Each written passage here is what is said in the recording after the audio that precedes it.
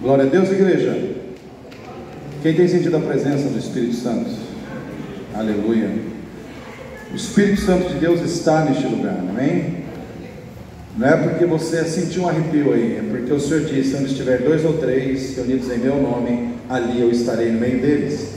Então o Senhor está aqui, independente de arrepio ou não, Deus está aqui. Com arrepio ou sem arrepio, Deus está neste lugar, amém?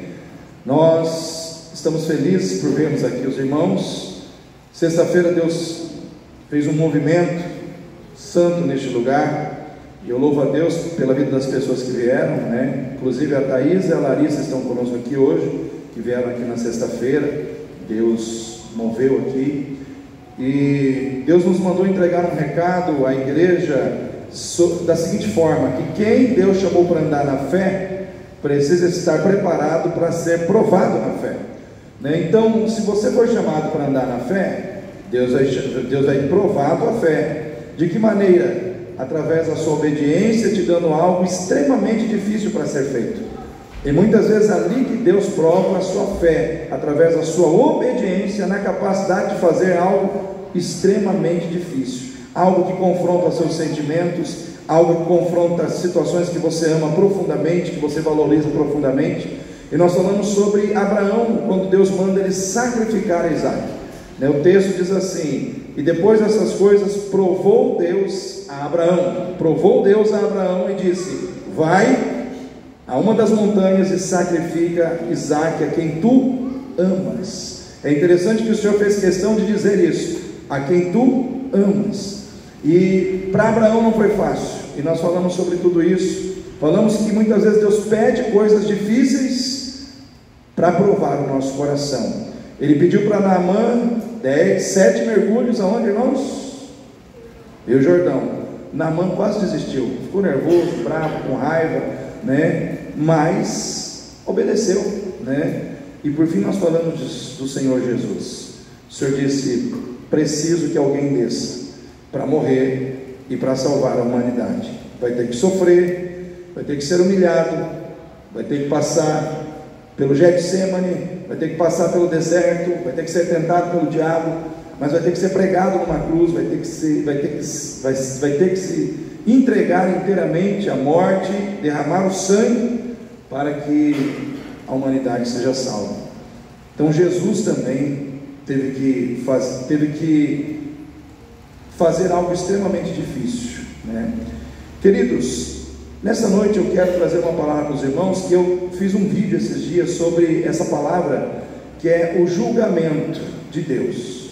E eu quero que você abra a sua Bíblia lá em 1 Pedro, primeira epístola de Pedro, do apóstolo Pedro, no capítulo 4, versículo 12 em diante. Nós vamos estar aqui falando sobre o julgamento, né, do Senhor. Então eu quero que você preste bastante atenção, né, nessa palavra, que você realmente coloque o seu coração, abra o seu coração para entender aquilo que o Senhor quer transmitir a você através dessa palavra nessa noite. Primeira epístola de Pedro, capítulo 4, versículo 12 em diante. Quem achou diz amém. Amém. Eu vou estar lendo, então os irmãos, por favor, acompanhem aí com as suas Bíblias abertas. Diz assim a palavra do Senhor. 1 Pedro capítulo 4, versículo 12. Amados, não estranheis a ardente prova que vem sobre vós para vos tentar, como se coisa estranha vos acontecesse, mas alegrai-vos no fato de serdes participantes das aflições de Cristo, para que também na revelação da sua glória vos regozijeis e alegreis. Se pelo nome de Cristo sois vituperados, vituperados significa envergonhados, bem-aventurados sois, porque sobre vós repousa o Espírito da glória e de Deus.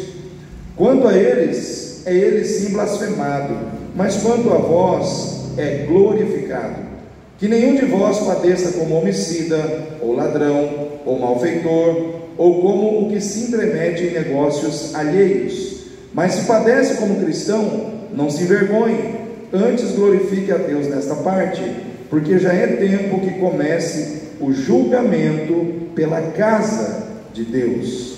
E se primeiro começa por nós, qual será o fim daqueles que são desobedientes ao Evangelho de Deus? E se o justo apenas se salva, onde aparecerá o ímpio e o pecador?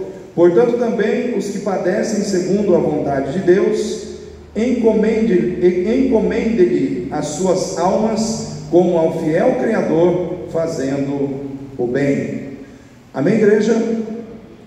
Queridos, nós estamos vivendo tempos, o Rodrigo comentou aqui, os tempos que nós estamos vivendo são considerados tempos emblemáticos, tempos que muitos estão analisando, avaliando e considerando os tempos do fim. Por quê? Porque muitas coisas que a Bíblia descreve como acontecimentos relacionados ao fim dos tempos estão acontecendo nos nossos dias.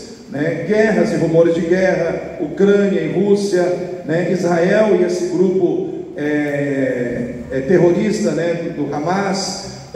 Temos aí também visto, irmãos, agora esse burburinho aí, desse conflito que está acontecendo nas Guianas, Enfim, existe uma tensão no mundo, Existe assim uma instabilidade política muito grande entre as nações nesse tempo que nós estamos vivendo. Também disse que no fim dos tempos aconteceriam pestes, pestilências. Não vamos falar mais de Covid,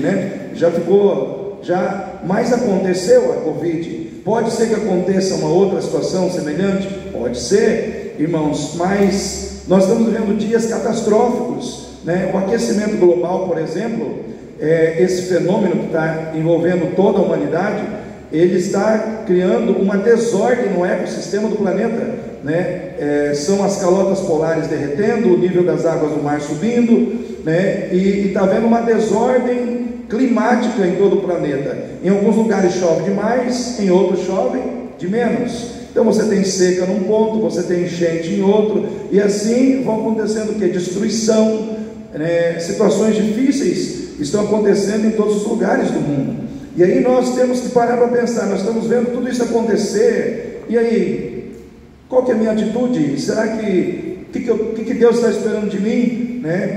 Então eu penso que nós temos que olhar para esse momento que nós estamos vivendo como um momento de alerta da parte de Deus ao nosso coração. E quantos aqui já ouviram falar do juízo final? Levanta a mão aí. Vai ter juízo final, irmãos? Está escrito na Bíblia que vai, Lá em Eclesiastes capítulo 12, versículo 14, diz que o Senhor trará juízo sobre todas as obras, inclusive aquelas que estão ocultas, quer seja bom, quer seja mal, nada ficará encoberto. Deus trará juízo sobre todas as obras praticadas sobre a face da terra, por todos os seres humanos. Lá em Apocalipse capítulo 20, do versículo 11 ao 15, diz que o Senhor estará assentado ali num trono branco, num grande trono branco. E se você, talvez na sua Bíblia, como na minha está lá, juízo final, tema, Apocalipse 20, versículo 11, já está lá, juízo final, Então o Senhor vai estar assentado num grande trono branco, e diz que os céus e a terra fugirão da sua presença, e que o Senhor julgará todos naquele momento. Ali a Bíblia diz que o mar trará de volta os seus mortos, que a morte e o inferno também devolverão os seus mortos, para que todos ali sejam julgados pelo Senhor naquele momento. E o Senhor julgará a morte e o inferno e os lançará no lago que arde com fogo e enxofre. Depois o Senhor julgará todos aqueles cujos nomes não estão escritos no livro da vida, e todos aqueles cujos nomes não estão escritos no livro da vida também serão lançados no lago que arde com fogo e enxofre. E essa é a segunda morte, Então todos nós podemos morrer uma vez, Pode vir um arrebatamento da igreja? Pode vir o arrebatamento da igreja, mas nós podemos morrer antes, Essa é a primeira morte, a morte física. Mas, irmãos, nós não podemos passar pela segunda morte. Aí é que mora o perigo, Mas esse julgamento, esse grande julgamento final, ele acontecerá, irmãos, com o propósito do Senhor julgar a todos aqueles que desprezaram a sua vontade, O Senhor vai julgar a todos aqueles que fizeram pouco caso da sua vontade, com o propósito de condenar essas pessoas que não levaram a sério a sua vontade e que desprezaram ou não aceitaram a sua salvação graciosa oferecida a toda a humanidade através de Jesus Cristo, do seu sacrifício feito na cruz do Calvário.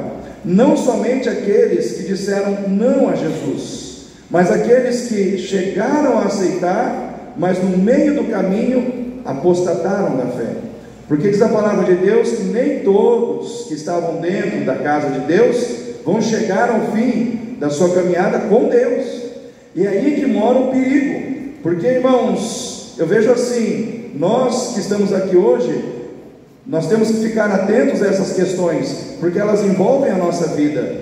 Estar dentro de um templo onde se prega a palavra de Deus é algo muito sério, porque você está sendo instruído, você está sendo alertado, né? A palavra de Deus está vindo ao seu coração. Você não é mais desconhecedor, você não é mais uma pessoa que não tem conhecimento da verdade. A verdade, ela está chegando no seu coração, ela está entrando na sua mente, no seu coração, no seu espírito. E eu vejo que é aí que pega para o nosso lado. Só que antes do juízo final acontecer, vai ter um outro julgamento, que é o julgamento da casa de Deus. O julgamento que está aqui nesse texto que nós acabamos de ler, de 1 Pedro, do versículo 12 ao 19. Está aqui, no versículo 17, porque já é tempo que comece o julgamento pela casa de Deus. Isso quer dizer, irmãos, que antes do Senhor fazer o julgamento final, Ele vai julgar a sua casa, Ele vai julgar a sua igreja, Ele vai julgar os crentes. Irmãos, diferente do juízo final, que será um julgamento formal, aonde todos comparecerão diante de Deus como se comparecesse diante de um grande tribunal, o julgamento da casa de Deus, ele não é um julgamento formal, ele é um julgamento informal, que acontece de que maneira? Todos os dias na nossa vida, todos os dias nós estamos sendo julgados, como crentes, como cristãos. Deus está avaliando a nossa vida, Deus está avaliando a nossa conduta. E de que maneira nós somos julgados, irmãos? De duas formas. Somos julgados pela nossa consciência espiritual e moral, quando Deus nos confronta com a palavra. Ou seja, existe um confronto com a palavra constantemente na nossa vida. Quando nós estamos cultuando, quando nós estamos adorando, o Senhor está confrontando a nossa vida com a sua palavra, para que nós possamos avaliar o que é a nossa conduta, e nós possamos rever a tempo a nossa conduta, para que nós possamos ver de forma antecipada a maneira como nós estamos andando nesse mundo, e aí possamos a tempo fazer os ajustes que precisam ser feitos, avaliar o que está certo, avaliar o que está errado, avaliar onde nós estamos falhando, onde nós estamos acertando, verificar aquilo que precisa ser consertado e consertar, verificar aquilo que precisa ser ajustado e ajustar, para que a gente não venha incorrer no perigo ou no risco, irmãos, de sermos julgados lá no juízo final e sermos condenados juntamente com todos aqueles que fizeram pouco caso da vontade de Deus, que fizeram pouco caso da vontade de Deus e que desprezaram, a vontade do Senhor em suas vidas. Então esse julgamento da casa de Deus, ele não é um julgamento condenatório, ele é um julgamento avaliativo. Ele é um julgamento que tem como objetivo despertar espiritualmente os crentes, para que os crentes olhem para dentro de si e comecem a olhar para a maneira como estão vivendo diante do Senhor e da vontade do Senhor as suas vidas nesse mundo. É um julgamento onde nós somos convidados a fazer uma avaliação da nossa vida, para ver o quanto nós estamos comprometidos com Deus, com a sua vontade e com o modelo de vida que Ele nos deu para viver em Cristo Jesus. Então nós, irmãos que estamos aqui nessa noite, nós estamos sendo confrontados pelo julgamento, nós estamos passando pelo julgamento do Senhor. Deus está nos julgando, não somente através da sua palavra, mas também através dos sofrimentos, das provas, Tanto é que diz aqui no texto: amados, não estranheis a ardente prova que vem sobre vós, para vos tentar como se coisa estranha vos acontecesse. Ou seja, as provas fazem parte do processo de Deus no julgamento das nossas vidas. porque Deus ele precisa passar cada um de nós na peneira, né? Quem já ouviu aquela frase assim, dizendo que Deus vai chacoalhar a figueira? Quantos já ouviram? Irmãos, o julgamento da casa de Deus é isso. Deus ele vai julgar a sua casa, para que aqueles que verdadeiramente são crentes de fato e de verdade possam ser revelados, e assim possam ser honrados, e assim possam ser fortalecidos e chegarem até o fim da caminhada com o Senhor. Mas aqueles crentes que são crentes nominais, é crente no nome, mas não é de fato e de verdade, eles não vão conseguir ir até o fim. Irmãos, o julgamento de Deus, ele vem também para fazer uma separação do que é falso, daquilo que é verdadeiro, né? Deus ele quer ver se a fidelidade que está no seu coração é de verdade. Deus quer ver se a obediência que está no seu coração é de verdade. Então por isso ele vai estar te confrontando com a palavra e com as circunstâncias da vida, com a palavra e com as circunstâncias da vida. Então nesse tempo nós temos que pensar que os sofrimentos eles precisam ser encarados não somente como um problema, mas como uma oportunidade de nós demonstrarmos que Deus é a pessoa mais importante da nossa vida, que nós não estamos tão preocupados com as situações da vida aqui, mas que nós estamos muito mais preocupados com as situações da eternidade, porque irmãos, o julgamento ele precisa começar pela casa de Deus, e eu digo para você, nós já estamos passando por esse julgamento. Então Deus ele julga, irmãos, a igreja, primeiro, para conscientizar os crentes de quem os crentes são em Cristo e do que Ele espera de cada um de nós como filhos. Quem está em Cristo Jesus aí? Então eu quero dizer para você, você é filho de Deus. Deus espera algo de você, Deus espera algo de mim, né? Então a primeira situação que nós precisamos atentar aqui para esse texto é que Deus ele nos julga com o propósito de nos conscientizar quem nós somos e o que Ele espera de nós em Cristo Jesus. Aqui está dizendo: alegrai-vos pelo fato de seres participantes das aflições de Cristo. Então a primeira situação que nós precisamos entender aqui é que se nós estamos em Cristo, se nós somos de Cristo, e se somos filhos de Deus em Cristo, nós precisamos ter uma identificação de vida com um Cristo. De que maneira? Sofrendo as suas aflições, passando pelas aflições que Cristo passou nessa terra. Eu sou filho de Deus, eu não quero sofrer. Não, se você é filho de Deus, você tem que olhar para o Filho de Deus que veio antes de você e entender que as aflições que Ele passou, você também vai passar. Você também vai passar. E aí o apóstolo ele faz, dentro dessa perspectiva, ele faz uma distinção entre o sofrimento do malfeitor e o sofrimento do cristão. E ele diz assim: que nenhum de vós padeça como homicida, ou ladrão, ou malfeitor, ou como quem se intromete nos negócios alheios. Então aqui nós temos o sofrimento do malfeitor, que é aquele sofrimento que a gente considera o sofrimento meritório. É aquele sofrimento que a pessoa está passando porque ela colheu, ela está colhendo o que ela plantou em relação às atitudes erradas que ela cometeu. Então o sofrimento meritório nada mais é do que a consequência negativa e ruim que a pessoa muitas vezes traz sobre a sua vida em função dos erros que ela pratica. Por exemplo, um homicida que mata, tira a vida de uma pessoa e vai preso, perde a sua liberdade e começa a ver o sol nascer quadrado e está sofrendo naquela situação. Ele está passando por essa situação porque ele fez por merecer. Ele está passando por aquilo porque ele praticou um ato que trouxe sobre a sua vida aquele sofrimento.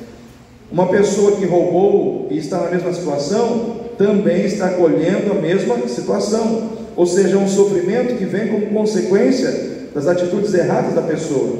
Uma pessoa que perdeu seu casamento porque adulterou e o cônjuge não teve capacidade de perdoar, né, guardou mágoa, rancor, enfim, e hoje está vivendo uma situação de sofrimento porque não está mais casado com aquela pessoa ou casado com aquela pessoa.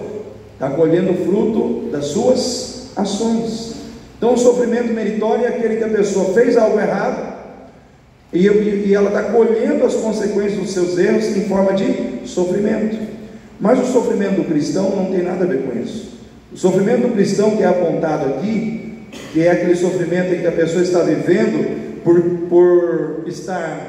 que a pessoa está sofrendo por estar participando das aflições de Cristo, é o sofrimento onde a pessoa, ela está fazendo o que é certo, ela está fazendo o que é correto, porém ela está sofrendo. Por quê? Porque ela vive num mundo que está andando errado, pelo fato das pessoas que estão no mundo estarem comprometidas, escravizadas e dominadas pelo pecado. E foi isso que aconteceu com Jesus.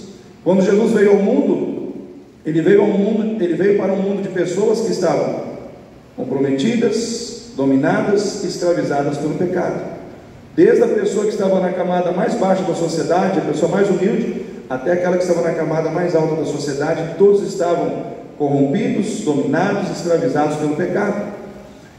E todos que aceitaram a Jesus como Senhor e Salvador de suas vidas, deixaram de perseguir a Jesus, deixaram de se opor a Jesus para andar ao lado de Jesus, para andar com Jesus, para se tornarem discípulos de Jesus. Mas aqueles que não aceitaram a Jesus, que não reconheceram a Jesus como Senhor e Salvador de suas vidas, continuaram se levantando contra Jesus, continuaram perseguindo a Jesus, principalmente aqueles que tinham cargo de autoridade política, governamental ou religiosa, porque o discurso de Jesus, o testemunho de Jesus incomodava essas pessoas, era uma ameaça à autoridade dessas pessoas, e essas pessoas então se mobilizaram para impedir Jesus de continuar fazendo o que ele estava fazendo. Por quê? Porque ele estava ameaçando a autoridade dessas pessoas, que estavam mais comprometidas com o pecado do que comprometidas com Deus. E quando as pessoas estão mais comprometidas com o pecado do que com Deus, e elas ocupam posições de autoridade, seja autoridade política, seja autoridade religiosa, seja autoridade governamental, essas pessoas perdem a percepção do certo e do errado, e elas começam então a fazer com que a justiça em suas mãos, ao invés de se tornar um instrumento de equidade, de igualdade, de imparcialidade no julgamento das pessoas, a justiça se torna em suas mãos um instrumento de tortura, de castigo, de opressão na vida do justo, de opressão na vida daquele que faz o bem, ou daquele que anda corretamente fazendo a vontade de Deus. Então, quando Jesus veio, ele se deparou com essa situação, ele se deparou com essas autoridades que estavam ali comprometidas com o pecado e contrárias à vontade de Deus. E quando isso acontece, a justiça ela se torna um instrumento para promover uma inversão de valores no mundo. Tipo assim, o mocinho vira bandido e o bandido vira mocinho. Então, quando Jesus foi julgado, tinha lá Jesus e Barrabás. Quem foi absolvido? Barrabás, um ladrão, um malfeitor.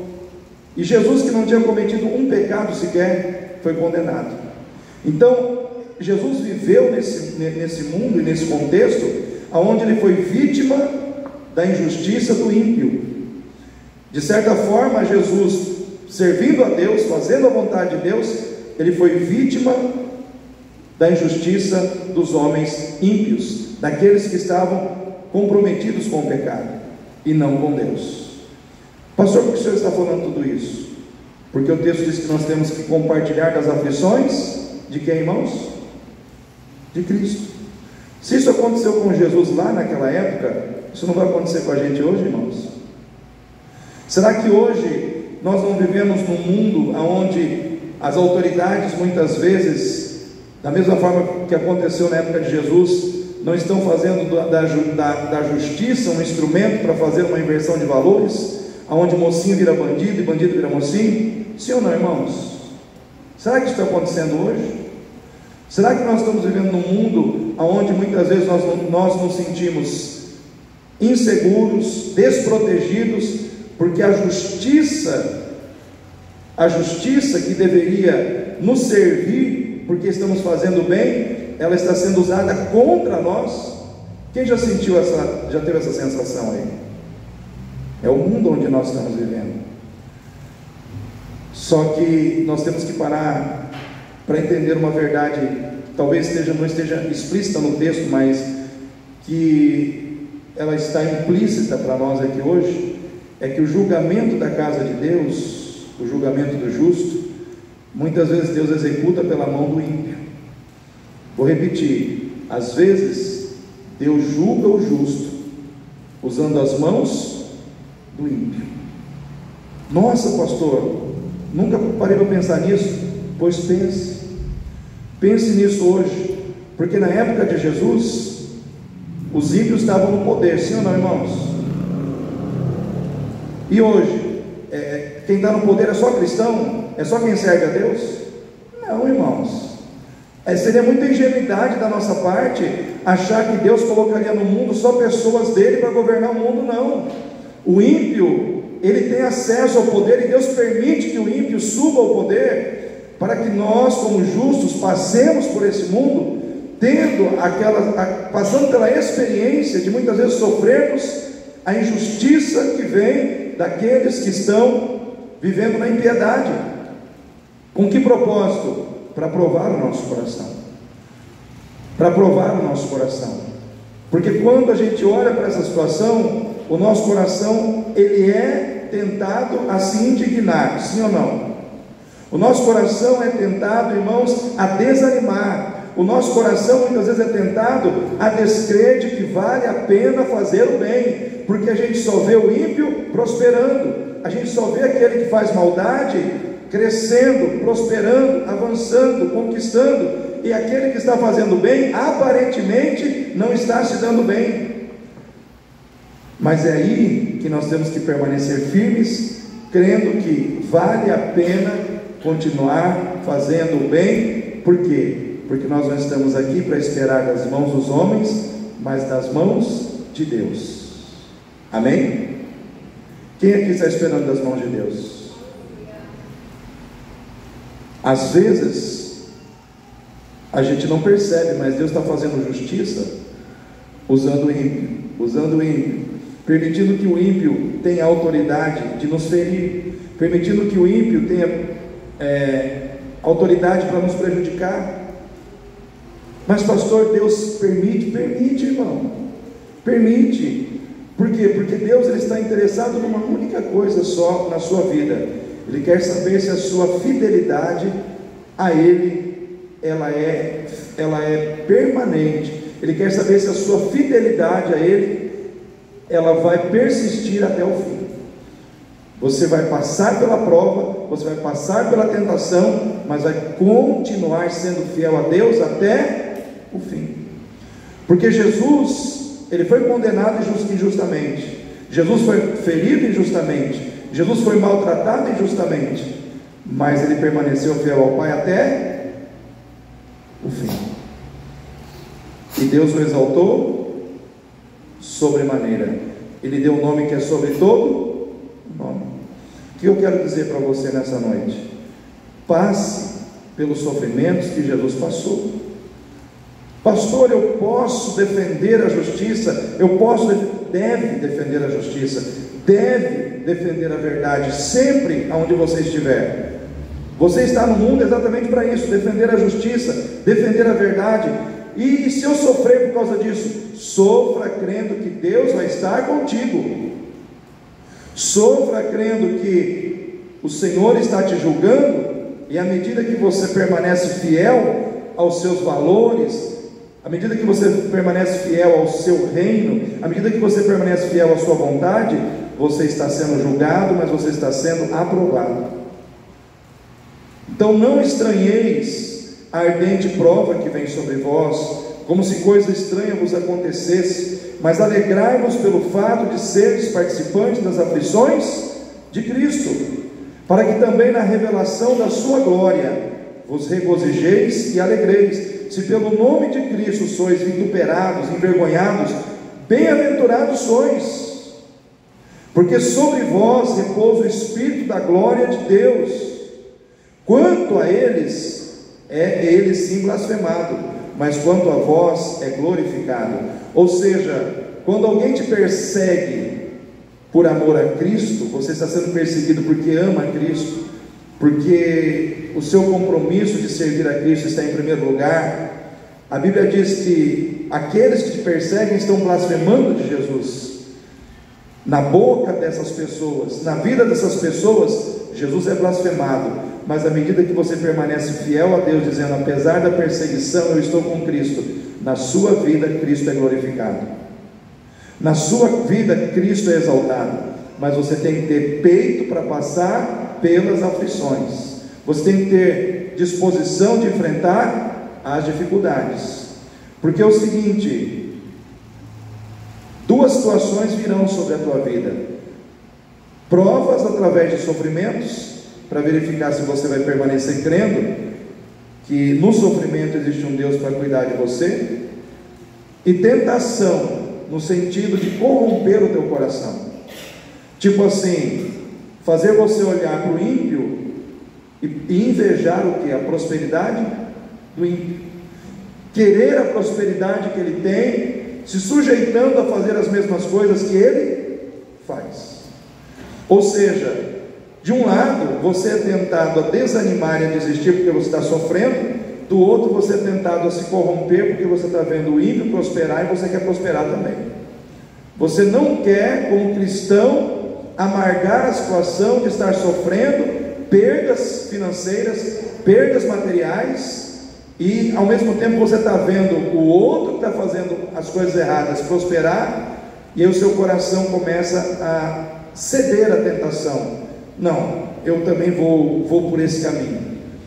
Então, de uma forma ou de outra, você será provado, e de uma forma ou de outra Deus espera que você seja fiel a Ele. Na dor do sofrimento, creia que Ele é Deus para te dar vitória. Na tentação do pecado, creia que Ele é Deus para te dar a prosperidade, não somente aqui, mas no céu. Não perca a sua identidade, não perca quem você é, não jogue fora a sua identidade em Cristo. Passe pela prova, né? Não sofra. Se você tem que sofrer nesse mundo, não sofra como um malfeitor, não sofra como quem rouba, como quem mata, como quem se intromete em negócios alheios. Sofra nas mãos de quem está andando errado, por estar fazendo o que é certo. Então essa palavra não é gostosa de receber, mas ela é necessária, porque se a sua consciência ela fica preparada para sofrer, se a sua consciência ela fica preparada para enfrentar essas situações, mesmo que não sejam agradáveis, o Espírito começa a te fortalecer de dentro para fora. Quando a situação chega, você está preparado para saber como agir diante da situação. Lá no Salmo 37, irmãos, abra sua Bíblia no Salmo 37.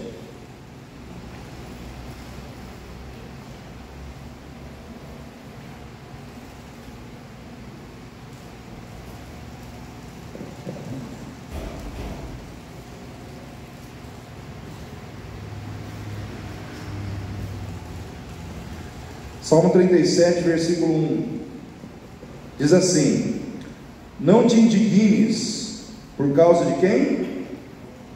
Dos malfeitores. E o que mais está dizendo aí, irmãos? Não tenhas inveja dos que praticam iniquidade, porque cedo serão ceifados como a erva e murcharão como a verdura. Olha só o versículo 3: confia no Senhor e faze o bem, habitarás na terra e verdadeiramente serás alimentado. Deleita-te também no Senhor e Ele te concederá os desejos do seu coração. Quem quer que os desejos do seu coração se tornem realidade aí?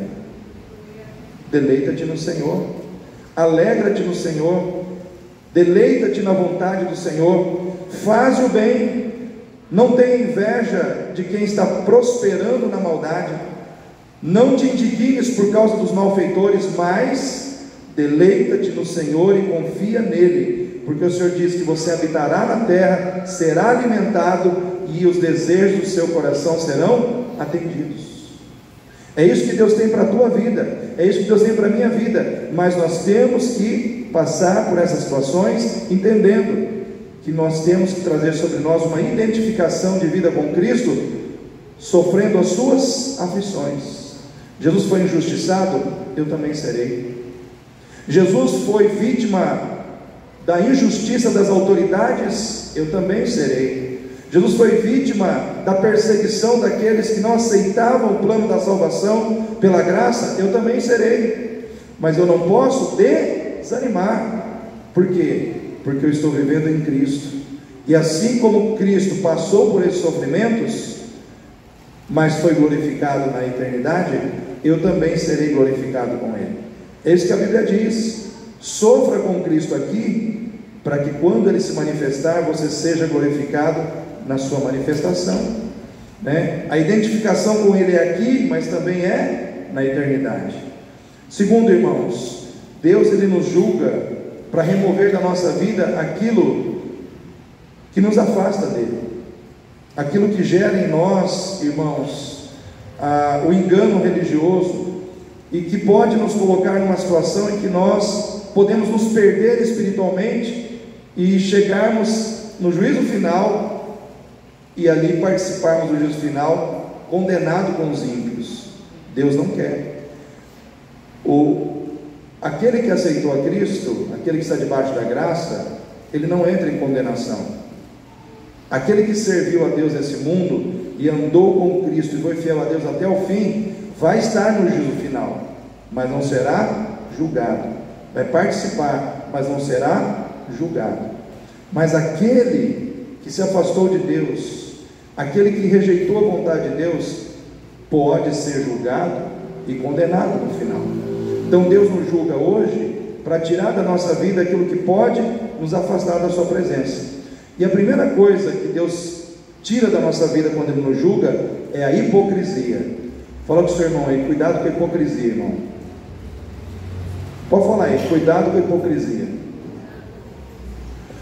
A hipocrisia, ela matou muita gente no passado e está matando muita gente espiritualmente hoje. Quando Jesus veio, os fariseus, os escribas, os homens da lei, eles foram pegos na hipocrisia.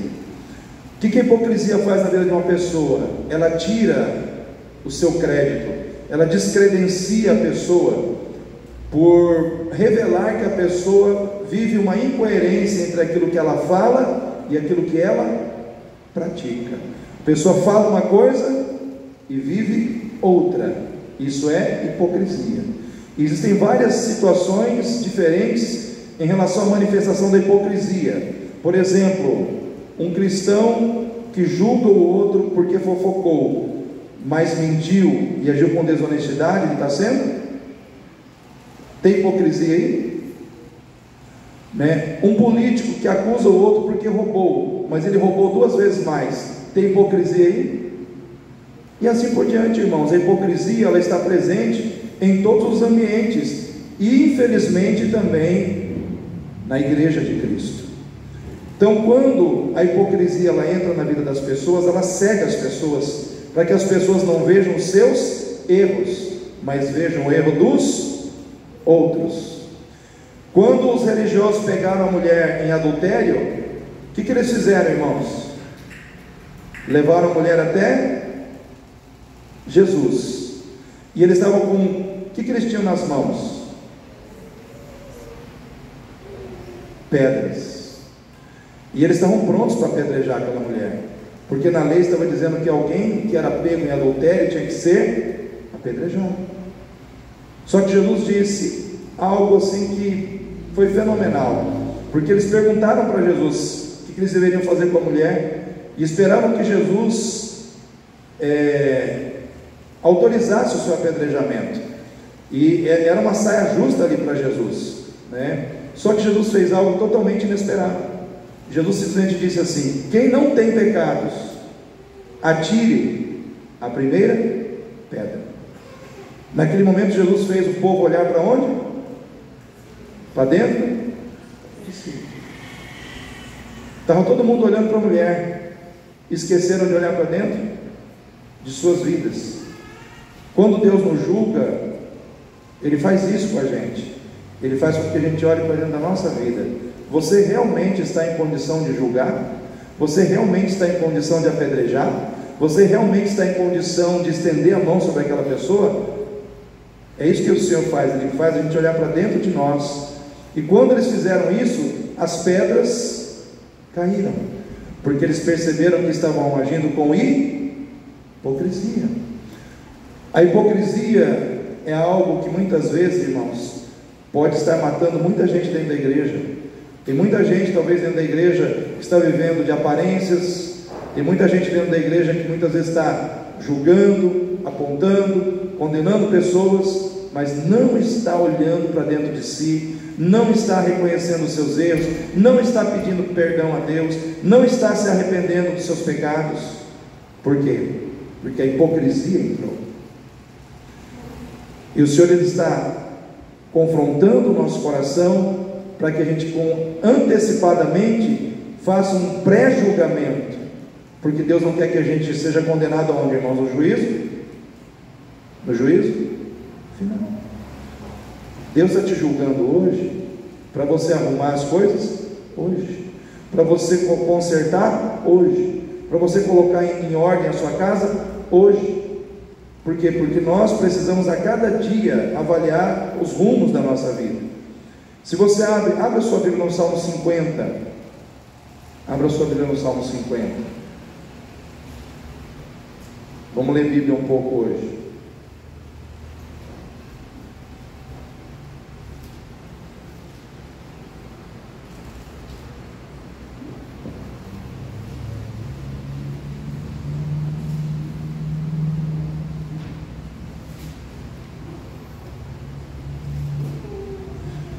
Salmo 50, versículo 5.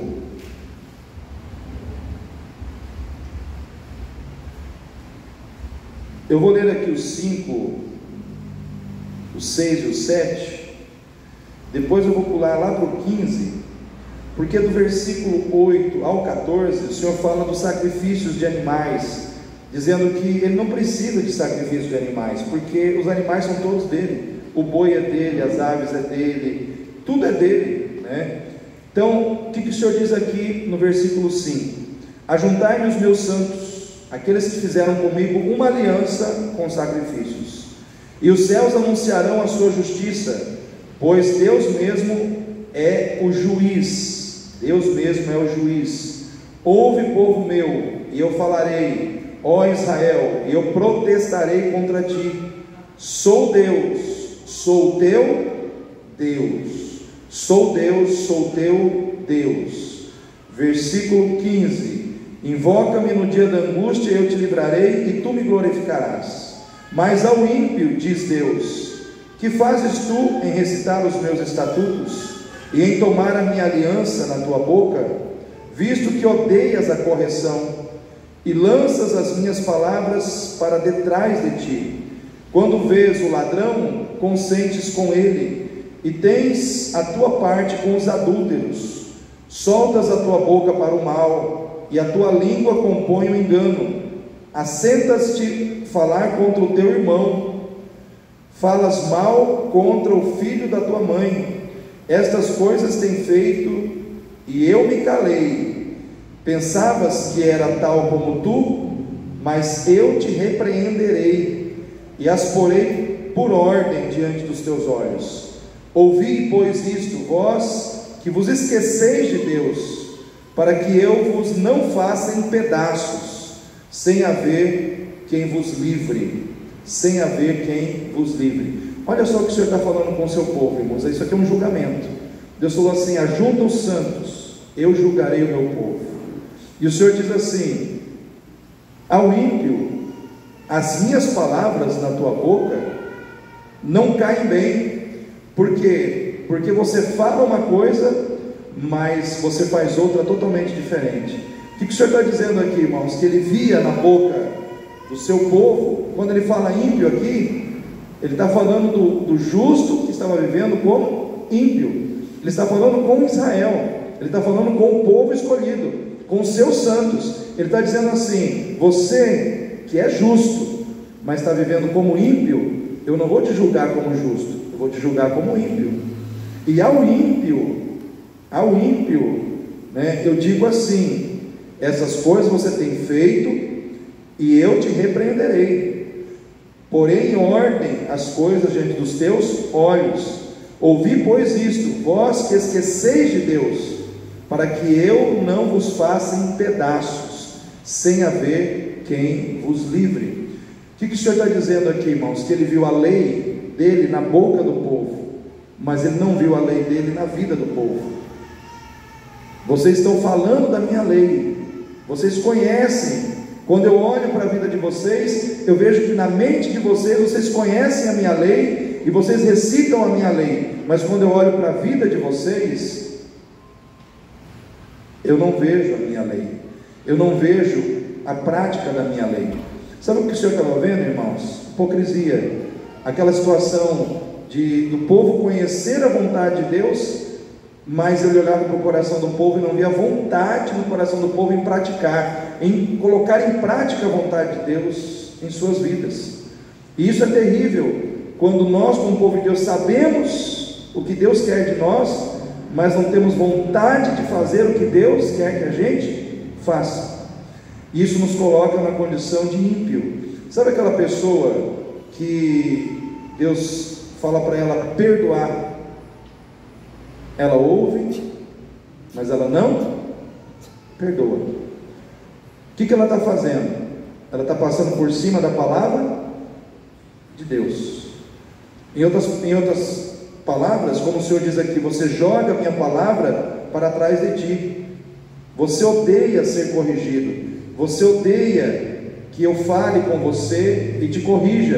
Então você joga a minha palavra para trás, você não a coloca em prática na sua vida.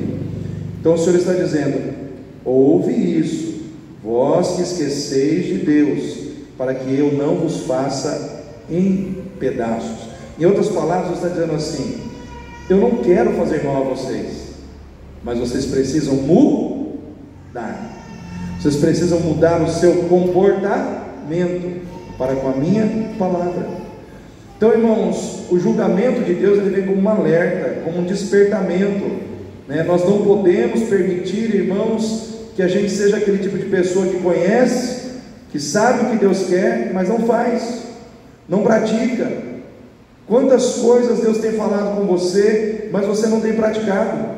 Quantos convites Deus tem feito a você e você não tem aceitado esses convites da parte do Senhor?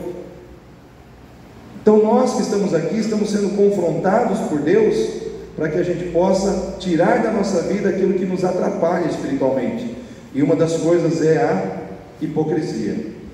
A segunda coisa, irmãos, que Deus quer tirar do nosso coração é a dureza de coração e a insensibilidade. Lá em Hebreus 3,12 diz assim: cuidado, irmãos, para que nenhum de vocês tenha um coração perverso, incrédulo, que se afaste do Deus vivo. Pelo contrário, encorajem-se uns aos outros todos os dias, durante o tempo que se chama hoje, de modo que nenhum de vocês seja endurecido pelo engano do pecado. Pelo engano do pecado. A dureza do coração, irmãos, é aquela situação em que Deus está falando, mas você não consegue responder, você não consegue atender o que Deus te pede, você não consegue colocar em prática aquilo que Deus está pedindo de você. Quantos crentes hoje estão na igreja, mas o coração está fechado? A palavra de Deus não entra, bate e volta, bate e volta.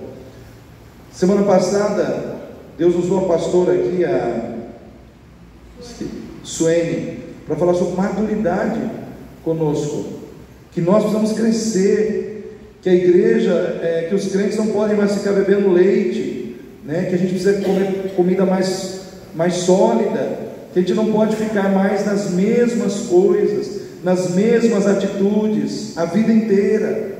E eu fico pensando, irmãos, quantas pessoas já ouviram isso inúmeras vezes, mas a pessoa ouve, entra por um ouvido e sai por outro, e a pessoa continua do mesmo jeito, entra ano, sai ano, as mesmas coisas, as mesmas práticas. Isso mostra que o coração está endurecido. A pessoa que tem um coração duro é aquela que ela ouve o que Deus pede, mas ela não faz, ou ela simplesmente ouve e faz de conta que não ouviu nada. Então, como que você está ouvindo a palavra de Deus? Como que você está colocando em prática a palavra de Deus na sua vida? Se ouvirdes a voz do Senhor teu Deus, não endureçais os vossos corações, como o povo fez em Meribá, e ali morreram muitas pessoas. Deus tirou o povo do Egito e levou para a terra prometida, sim ou não, irmãos? Todos chegaram lá? Por que não chegaram? Porque Deus julgou o seu povo no deserto. Deus julgou o seu povo no deserto, e muitos ficaram no deserto, ou seja, não chegaram ao final da caminhada. Se você parar para pensar, você está caminhando rumo à terra prometida no céu, mas só que você está passando por um julgamento diário feito por Deus. Deus está provando o seu coração, Deus está provando sua fidelidade, Deus está provando a sua obediência. Cabe a cada um de nós avaliar: eu estou sendo provado, estou sendo reprovado ou estou sendo aprovado, diante da aprovação de Deus na minha vida? Então não estranheis a ardente prova, vamos ao texto. Não estranheis a ardente prova que vem sobre vós, para vos tentar como se coisa estranha acontecesse, mas alegrai-vos pelo fato de serdes participantes das aflições de Cristo. Versículo 16: se padece como cristão, não se envergonhe, antes glorifique a Deus nesta parte, porque já é tempo que comece o julgamento pela casa de Deus. Pela casa de Deus. O julgamento de Deus está sendo feito sobre as nossas vidas, e hoje você precisa colocar a sua vida diante de Deus. Será que você está vivendo de acordo com a vontade de Deus? Ou tem coisas que você está negligenciando? Tem coisas que você sabe que você precisa fazer, mas você não faz porque você não quer fazer? Como que você está vivendo diante da vontade de Deus? Os dias estão se abreviando, Jesus está prestes a voltar, e como está o teu coração? Como está a sua vida diante de Deus? Então hoje eu quero deixar essa palavra de alerta ao seu coração, ao meu coração, para que nós pensemos, irmãos, é tempo de buscar a Deus, de consertar as coisas com Deus, de ajustar o que precisa ser ajustado, de colocar em ordem a nossa casa, porque senão nós corremos o risco de perder aquilo que é mais precioso na nossa vida, que é a nossa salvação. Então quero que você fique em pé nesse momento, quero orar com você. Temos também o momento das mãos cheias, Cadê o carrinho? Quando a minha esposa traz o carrinho ali,